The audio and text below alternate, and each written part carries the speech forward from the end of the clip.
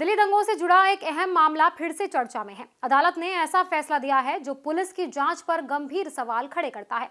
क्या सच में जांच सही तरीके से हुई थी? क्या बेगुनाह लोगों को फंसाया गया? कड़काजुमा कोर्ट के इस फैसले ने नई बहस को जन्म दे दिया है, लेकिन ये पूरा मामला आखिर है क्या, चलिए समझते हैं। दिल्ली के कड़काजुमा कोर्ट की सत्र अदालत ने 2020 के दिल्ली दंगों से जुड़े एक अहम मामले में बड़ा फैसला सुनाया। अदालत ने 2 आरोपियों अजय और गौरव पांचाल को बरी करने के पहले के फैसले को बरकरार रखा है और दिल्ली पुलिस की पुनर्विचार याचिका को खारिज कर दिया है। इस मामले की सुनवाई एडिशनल सेशन जज समीर बाजपेयी की अदालत में हुई। अदालत ने साफ कहा कि आरोपियों के खिलाफ ऐसे पुख्ता सबूत नहीं है जिनके आधार पर उन्हें दोषी ठहराया जा सके। जज ने यह भी कहा कि इस केस में संदेह आरोपियों पर नहीं बल्कि पुलिस की जांच और उसकी कहानी पर उठता है।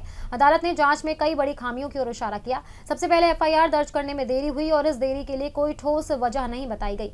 ये अपने आप में जांच को कमजोर बनाता है। इसके अलावा आरोपियों की पहचान को लेकर भी गंभीर सवाल उठे हैं। अभियोजन पक्ष का दावा है कि शिकायतकर्ता ने घटना के करीबन 2 महीने बाद पुलिस स्टेशन में आरोपियों की पहचान की थी, लेकिन अदालत ने इस पहचान को इत्तेफाकी और अविश्वसनीय बताया। खास बात यह है कि शिकायतकर्ता ने अपने शुरुआती बयान में हमलावरों को अज्ञात बताया था, बाद में अचानक पहचान होना अदालत को संदिग्ध लगा। कोर्ट ने कहा कि इस तरह के विरोधाभास ये दिखाते हैं कि केस में हेरफेर की संभावना है। यही वजह है कि अदालत ने इस पहचान को मजबूत सबूत नहीं माना। मेडिकल सबूत में कई गड़बड़ियां सामने आई। मेडिको लीगल सर्टिफिकेट यानी एमएलसी में घायल व्यक्ति का नाम और पता अलग दर्ज, जबकि शिकायतकर्ता का नाम कुछ और था। इससे केस और कमजोर हो गया है। इसके अलावा शिकायतकर्ता अस्पताल में चला गया और बाद में इलाज का कोई रिकॉर्ड भी पेश नहीं किया गया। अदालत ने जांच एजेंसी की कार्यप्रणाली पर भी सवाल उठाए हैं। जज ने कहा है कि पुलिस ने निष्पक्ष और तार्किक जांच करने के बजाय उन बयानों पर ज्यादा भरोसा किया जिन्हें कानूनी तौर पर मजबूत सबूत नहीं माना जा सकता। फैसले में यह भी कहा गया है कि एक छोटी गलती के आधार पर किसी को बरी नहीं किया जा सकता, लेकिन जब कई गंभीर खामियां एक साथ सामने आती हैं तो पूरे केस पर भरोसा करना मुश्किल हो जाता है।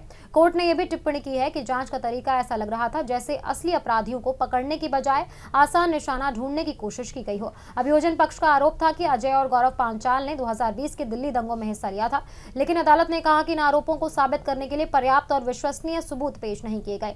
इस फैसले के बाद एक बार फिर पुलिस की जांच प्रक्रिया पर सवाल उठ रहे हैं और ये बहस तेज हो गई है कि ऐसे संवेदनशील मामलों में जांच कितनी पारदर्शी और निष्पक्ष होनी चाहिए। Subscribe now and press the bell icon. Never miss an update.